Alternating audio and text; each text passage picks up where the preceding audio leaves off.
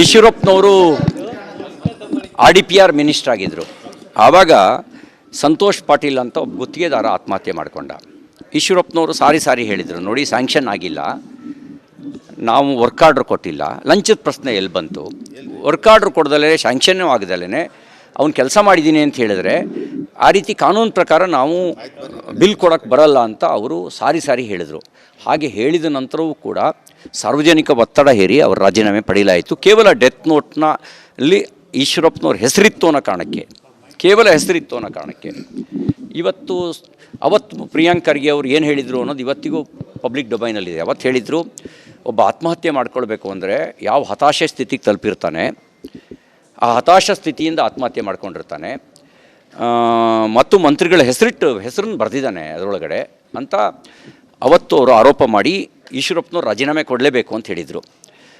ಇವರು ಬರೀ ಇನ್ನೊಬ್ಬರಿಗೆ ಹೇಳಕ್ಕೆ ಮಾತ್ರ ತನಗಿದು ಅನ್ವಯ ಆಗಲ್ಲ ಅಂತ ಭಾವಿಸಬಾರ್ದು. ಅವರು ಯಾವ ಮಾತನ್ನು ಈಶ್ವರಪ್ಪನವ್ರಿಗೆ ಹೇಳಿದ್ರು ಅದೇ ಮಾತು ಪ್ರಿಯಾಂಕ್ ಖರ್ಗೆ ಅವರಿಗೂ ಅನ್ವಯ ಆಗುತ್ತೆ. ಅವರು AICC ಪ್ರೆಸಿಡೆಂಟು ಶ್ರೀ ಮಲ್ಲಿಕಾರ್ಜುನ್ ಖರ್ಗೆ ಅವರ ಮಗನ ಕಾರಣಕ್ಕೆ ನನ್ನ ಕಾನೂನು ಅನ್ವಯ ಆಗಲ್ಲ, ನನಗೆ ಸಂವಿಧಾನವೂ ಅನ್ವಯ ಆಗಲ್ಲ ಅಂತ ಅವರು ಭಾವಿಸಿರ್ಬೋದು. ಆದರೆ ಭಾರತದ ಸಂವಿಧಾನ ಕಾಂಗ್ರೆಸ್ನವರಿಗೂ ಒಂದೇ, ಭಾರತದ ಕಾನೂನು ಕಾಂಗ್ರೆಸ್ನವರಿಗೂ ಒಂದೇ, BJPಯವರಿಗೂ ಒಂದೇ.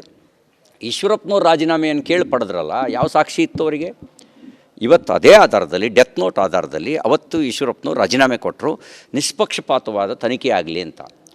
ನಾವು ಇವು ಆಗ್ರಹಿಸ್ತೇವೆ. ನಿಷ್ಪಕ್ಷಪಾತವಾದ ತನಿಖೆ ಆಗೋದಕ್ಕೆ ಪ್ರಿಯಾಂಕ್ ಖರ್ಗೆ ಅವರು ತಮ್ಮ ಸಚಿವ ಸ್ಥಾನಕ್ಕೆ ರಾಜೀನಾಮೆ ಕೊಡಬೇಕು. ಇನ್ನೊಂದು ಘಟನೆ ನೀವು ಗಮನಿಸಬೇಕಾಗಿರೋದು, ಇಡೀ ಸಂಪುಟ ಇವರ ಬೆನ್ನಿಗೆ ನಿಂತು ಅಂತ ಪತ್ರಿಕೆಯಲ್ಲಿ ನಾನು ಓದಿದೆ. ಹಾಗಾದರೆ ರಾಜ್ಯ ಸರ್ಕಾರ ಕೈಗೊಳ್ಳುವ ಯಾವುದೇ ರೀತಿಯ ತನಿಖಾ ಏಜೆನ್ಸಿಗಳು ನ್ಯಾಯಯುತವಾಗಿ ತನಿಖೆ ನಡೆಸೋಕ್ಕೆ ಹೇಗೆ ಸಾಧ್ಯ? ನ್ಯಾಯಯುತವಾದ ತನಿಖೆ ಆಗಬೇಕು ಅಂದರೆ ಒಂದು ನ್ಯಾಯಾಧೀಶರ ನೇತೃತ್ವದಲ್ಲಿ ತನಿಖೆ ಆಗಬೇಕು, ಇಲ್ಲ CBI ತನಿಖೆ ಆಗಬೇಕು. CBIಗೋ ನ್ಯಾಯಾಧೀಶರಿಗೋ ಕೊಡಲಿ, ಅಲ್ಲಿ ನಿಷ್ಪಕ್ಷಪಾತವಾಗಿರುವಂಥ ತನಿಖೆ ಆಗಲಿ. ಇವರು ಸಚಿನ್ ಪಾಂಚಾಳರ ಆತ್ಮಹತ್ಯೆಗೆ ಯಾರು ಕಾರಣ ಅನ್ನುವಂಥ ಸತ್ಯ ಹೊರಗೆ ಬರಬೇಕಲ್ವಾ? ಯಾಕೆಂದರೆ ಆ ಒಂದು ಆತ್ಮಹತ್ಯೆಯ ಆತ್ಮಹತ್ಯೆ ಮಾಡ್ಕೊಳ್ಬೇಕು ಅಂದರೆ ಯಾವ ಹತಾಶ ಸ್ಥಿತಿಗೆ ಹೋಗಿ ಆತ್ಮಹತ್ಯೆ ಮಾಡ್ಕೊಂಡಿರ್ತಾರೆ ತನಿಖೆ ಆಗಬೇಕು. ಆಂದೋಲನ ಶ್ರೀಗಳು ನಮ್ಮ ಬಸವರಾಜ ಮತ್ತಿಮೂಡು, ಚಂದು ಪಾಟೀಲು ಮತ್ತು ಮಣಿಕಂಠ ರಾಠೋಡವರ ಹತ್ಯೆಗೆ ಸುಪಾರಿ ಕೊಡಲಾಗಿದೆ ಅನ್ನುವಂಥ ಮಾತನ್ನು ಆತ ತನ್ನ ಡೆತ್ ನೋಟ್ನಲ್ಲಿ ಉಲ್ಲೇಖ ಮಾಡಿದ್ದಾನೆ. ಸಾಯೋ ಮನುಷ್ಯ ಸುಳ್ಳು ಹೇಳಲ್ಲ ಅಂತ ಒಂದು ಮಾತಿದೆ. ಯಾರು ಸಾವಿಗೆ ಶರಣಾಗ್ತಾನೆ ಆ ಮನುಷ್ಯ ಸುಳ್ಳು ಹೇಳೋಕ್ಕೆ ಸಾಧ್ಯ ಇಲ್ಲ ಅನ್ನೋ ಮಾತಿದೆ.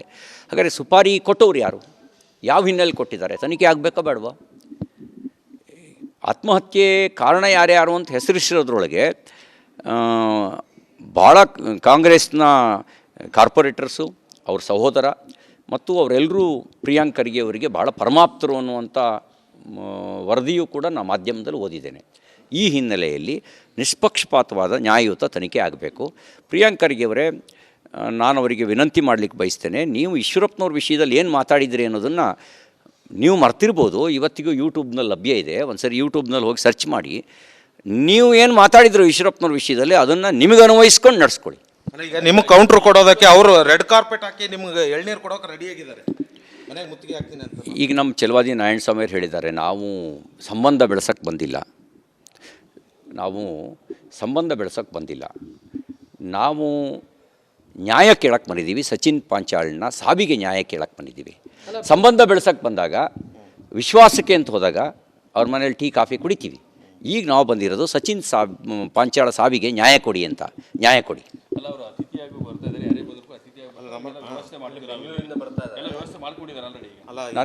ನಾನು ಹೇಳ್ತಾ ಇದ್ದೀನಲ್ಲ, ನೀವು ಸಚಿನ್ ಪಾಂಚಾಳ್ನ ಸಾವಿಗೆ ಅಪಮಾನ ಮಾಡ್ತಾಯಿದ್ದೀರಿ, ಸಾವನ್ನು ಸಂಭ್ರಮಿಸ್ತಾ ಇದ್ದೀರಿ.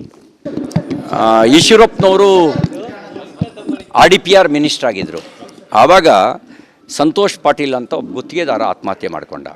ಈಶ್ವರಪ್ಪನವರು ಸಾರಿ ಹೇಳಿದರು, ನೋಡಿ ಸ್ಯಾಂಕ್ಷನ್ ಆಗಿಲ್ಲ, ನಾವು ವರ್ಕ್ ಆರ್ಡ್ರ್ ಕೊಟ್ಟಿಲ್ಲ. ಲಂಚದ ಪ್ರಶ್ನೆ ಎಲ್ಲಿ ಬಂತು? ವರ್ಕ್ ಆರ್ಡ್ರ್ ಕೊಡ್ದಲೇ ಸ್ಯಾಂಕ್ಷನ್ನೂ ಆಗದಲೇ ಅವ್ನು ಕೆಲಸ ಮಾಡಿದ್ದೀನಿ ಅಂತ ಹೇಳಿದ್ರೆ ಆ ರೀತಿ ಕಾನೂನು ಪ್ರಕಾರ ನಾವು ಬಿಲ್ ಕೊಡೋಕ್ಕೆ ಬರಲ್ಲ ಅಂತ ಅವರು ಸಾರಿ ಹೇಳಿದರು.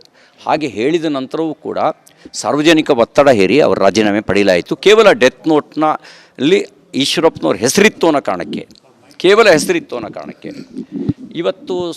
ಅವತ್ತು ಪ್ರಿಯಾಂಕ್ ಖರ್ಗೆ ಅವರು ಏನು ಹೇಳಿದರು ಅನ್ನೋದು ಇವತ್ತಿಗೂ ಪಬ್ಲಿಕ್ ಡೊಮೈನಲ್ಲಿದೆ. ಅವತ್ತು ಹೇಳಿದರು, ಒಬ್ಬ ಆತ್ಮಹತ್ಯೆ ಮಾಡ್ಕೊಳ್ಬೇಕು ಅಂದರೆ ಯಾವ ಹತಾಶೆ ಸ್ಥಿತಿಗೆ ತಲುಪಿರ್ತಾನೆ, ಆ ಹತಾಶ ಸ್ಥಿತಿಯಿಂದ ಆತ್ಮಹತ್ಯೆ ಮಾಡ್ಕೊಂಡಿರ್ತಾನೆ, ಮತ್ತು ಮಂತ್ರಿಗಳ ಹೆಸರನ್ನು ಬರೆದಿದ್ದಾನೆ ಅದರೊಳಗಡೆ ಅಂತ ಅವತ್ತು ಅವರು ಆರೋಪ ಮಾಡಿ ಈಶ್ವರಪ್ಪನವ್ರು ರಾಜೀನಾಮೆ ಕೊಡಲೇಬೇಕು ಅಂತ ಹೇಳಿದರು.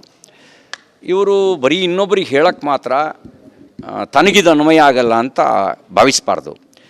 ಅವರು ಯಾವ ಮಾತನ್ನು ಈಶ್ವರಪ್ಪನವ್ರಿಗೆ ಹೇಳಿದ್ರು ಅದೇ ಮಾತು ಪ್ರಿಯಾಂಕ್ ಖರ್ಗೆ ಅವರಿಗೂ ಅನ್ವಯ ಆಗುತ್ತೆ. ಅವರು AICC ಪ್ರೆಸಿಡೆಂಟು ಶ್ರೀ ಮಲ್ಲಿಕಾರ್ಜುನ್ ಖರ್ಗೆ ಅವರ ಮಗನ ಕಾರಣಕ್ಕೆ ನನ್ನ ಕಾನೂನು ಅನ್ವಯ ಆಗಲ್ಲ, ನನಗೆ ಸಂವಿಧಾನವೂ ಅನ್ವಯ ಆಗಲ್ಲ ಅಂತ ಅವರು ಭಾವಿಸಿರ್ಬೋದು. ಆದರೆ ಭಾರತದ ಸಂವಿಧಾನ ಕಾಂಗ್ರೆಸ್ನವರಿಗೂ ಒಂದೇ, ಭಾರತದ ಕಾನೂನು ಕಾಂಗ್ರೆಸ್ನವರಿಗೂ ಒಂದೇ, BJPಯವರಿಗೂ ಒಂದೇ. ಈಶ್ವರಪ್ಪನವ್ರು ರಾಜೀನಾಮೆಯನ್ನು ಕೇಳಿ ಪಡೆದ್ರಲ್ಲ, ಯಾವ ಸಾಕ್ಷಿ ಇತ್ತು ಅವರಿಗೆ? ಇವತ್ತು ಅದೇ ಆಧಾರದಲ್ಲಿ, ಡೆತ್ ನೋಟ್ ಆಧಾರದಲ್ಲಿ ಅವತ್ತು ಈಶ್ವರಪ್ಪನವ್ರು ರಾಜೀನಾಮೆ ಕೊಟ್ಟರು, ನಿಷ್ಪಕ್ಷಪಾತವಾದ ತನಿಖೆ ಆಗಲಿ ಅಂತ. ನಾವು ಇವು ಆಗ್ರಹಿಸ್ತೇವೆ, ನಿಷ್ಪಕ್ಷಪಾತವಾದ ತನಿಖೆ ಆಗೋದಕ್ಕೆ ಪ್ರಿಯಾಂಕ್ ಖರ್ಗೆ ಅವರು ತಮ್ಮ ಸಚಿವ ಸ್ಥಾನಕ್ಕೆ ರಾಜೀನಾಮೆ ಕೊಡಬೇಕು. ಇನ್ನೊಂದು ಘಟನೆ ನೀವು ಗಮನಿಸಬೇಕಾಗಿರೋದು, ಇಡೀ ಸಂಪುಟ ಇವರ ಬೆನ್ನಿಗೆ ನಿಂತು ಅಂತ ಪತ್ರಿಕೆಯಲ್ಲಿ ನಾನು ಓದಿದೆ. ಹಾಗಾದರೆ ರಾಜ್ಯ ಸರ್ಕಾರ ಕೈಗೊಳ್ಳುವ ಯಾವುದೇ ರೀತಿಯ ತನಿಖಾ ಏಜೆನ್ಸಿಗಳು ನ್ಯಾಯಯುತವಾಗಿ ತನಿಖೆ ನಡೆಸೋಕ್ಕೆ ಹೇಗೆ ಸಾಧ್ಯ? ನ್ಯಾಯಯುತವಾದ ತನಿಖೆ ಆಗಬೇಕು ಅಂದರೆ ಒಂದು ನ್ಯಾಯಾಧೀಶರ ನೇತೃತ್ವದಲ್ಲಿ ತನಿಖೆ ಆಗಬೇಕು, ಇಲ್ಲ CBI ತನಿಖೆ ಆಗಬೇಕು. CBIಗೋ ನ್ಯಾಯಾಧೀಶರಿಗೋ ಕೊಡಲಿ, ಅಲ್ಲಿ ನಿಷ್ಪಕ್ಷಪಾತವಾಗಿರುವಂಥ ತನಿಖೆ ಆಗಲಿ. ಇವರು ಸಚಿನ್ ಪಾಂಚಾಳರ ಆತ್ಮಹತ್ಯೆಗೆ ಯಾರು ಕಾರಣ ಅನ್ನುವಂಥ ಸತ್ಯ ಹೊರಗೆ ಬರಬೇಕಲ್ವಾ? ಯಾಕೆಂದರೆ ಆ ಒಂದು ಆತ್ಮಹತ್ಯೆಯ ಆತ್ಮಹತ್ಯೆ ಮಾಡ್ಕೊಳ್ಬೇಕು ಅಂದರೆ ಯಾವ ಹತಾಶ ಸ್ಥಿತಿಗೆ ಹೋಗಿ ಆತ್ಮಹತ್ಯೆ ಮಾಡ್ಕೊಂಡಿರ್ತಾರೆ, ತನಿಖೆ ಆಗಬೇಕು. ಆಂದೋಲನ ಶ್ರೀಗಳು, ನಮ್ಮ ಬಸವರಾಜ್ ಮತ್ತಿಮೂಡು, ಚಂದು ಪಾಟೀಲು ಮತ್ತು ಮಣಿಕಂಠ ರಾಠೋಡ್ ಅವರ ಹತ್ಯೆಗೆ ಸುಪಾರಿ ಕೊಡಲಾಗಿದೆ ಅನ್ನುವಂಥ ಮಾತನ್ನು ಆತ ತನ್ನ ಡೆತ್ ನೋಟ್ನಲ್ಲಿ ಉಲ್ಲೇಖ ಮಾಡಿದ್ದಾನೆ. ಸಾಯೋ ಮನುಷ್ಯ ಸುಳ್ಳು ಹೇಳಲ್ಲ ಅಂತ ಒಂದು ಮಾತಿದೆ. ಯಾರು ಸಾವಿಗೆ ಶರಣಾಗ್ತಾನೆ ಆ ಮನುಷ್ಯ ಸುಳ್ಳು ಹೇಳೋಕ್ಕೆ ಸಾಧ್ಯ ಇಲ್ಲ ಅನ್ನೋ ಮಾತಿದೆ. ಹಾಗಾದರೆ ಸುಪಾರಿ ಕೊಟ್ಟವ್ರು ಯಾರು? ಯಾವ ಹಿನ್ನೆಲೆ ಕೊಟ್ಟಿದ್ದಾರೆ? ತನಿಖೆ ಆಗಬೇಕಾ ಬೇಡವಾ? ಆತ್ಮಹತ್ಯೆ ಕಾರಣ ಯಾರ್ಯಾರು ಅಂತ ಹೆಸರಿಸಿರೋದ್ರೊಳಗೆ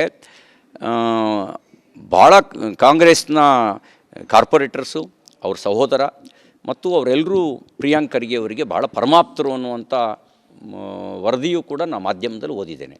ಈ ಹಿನ್ನೆಲೆಯಲ್ಲಿ ನಿಷ್ಪಕ್ಷಪಾತವಾದ ನ್ಯಾಯಯುತ ತನಿಖೆ ಆಗಬೇಕು.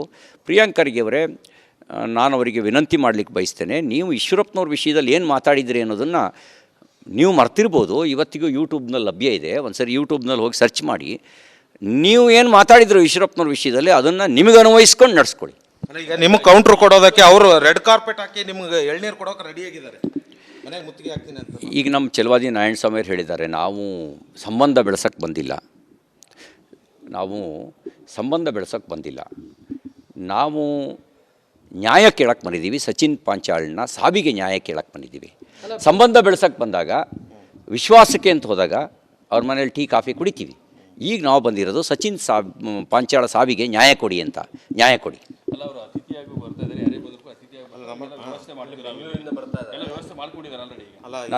ನಾನು ಹೇಳ್ತಾ ಇದ್ದೀನಲ್ಲ, ನೀವು ಸಚಿನ್ ಪಾಂಚಾಳ್ನ ಸಾವಿಗೆ ಅಪಮಾನ ಮಾಡ್ತಾಯಿದ್ದೀರಿ, ಸಾವನ್ನು ಸಂಭ್ರಮಿಸ್ತಾ ಇದ್ದೀರಿ.